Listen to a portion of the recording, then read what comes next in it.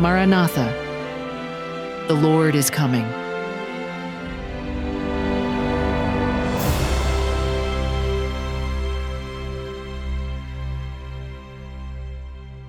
When Jesus was born, January 3rd.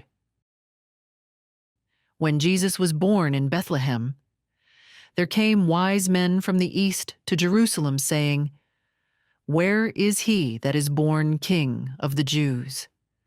Matthew 2:1-2. The King of Glory stooped low to take humanity, and angels, who had witnessed his splendor in the heavenly courts as he was worshipped by all the heavenly hosts, were disappointed to find their divine commander in a position of so great humiliation. The Jews had separated themselves so far from God by their wicked works that angels could not communicate to them the tidings of the advent of the infant Redeemer. God chooses the wise men of the East to do His will.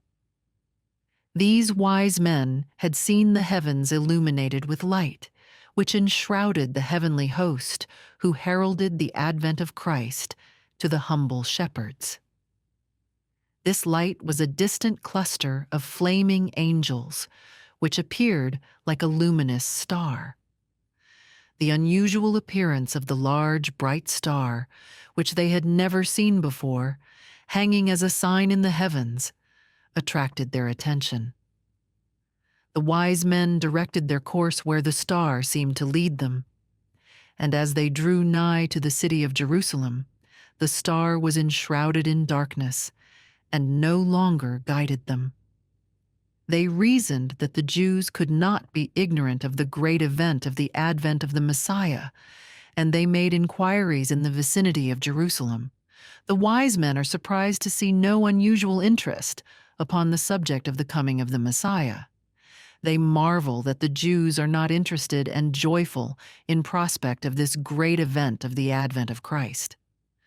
The churches of our time are seeking worldly aggrandizement and are as unwilling to see the light of the prophecies and receive the evidences of their fulfillment which show that Christ is soon to come, as were the Jews in reference to his first appearing. They were looking for the temporal and triumphant reign of Messiah in Jerusalem. Professed Christians of our time are expecting the temporal prosperity of the church in the conversion of the world and the enjoyment of the temporal millennium.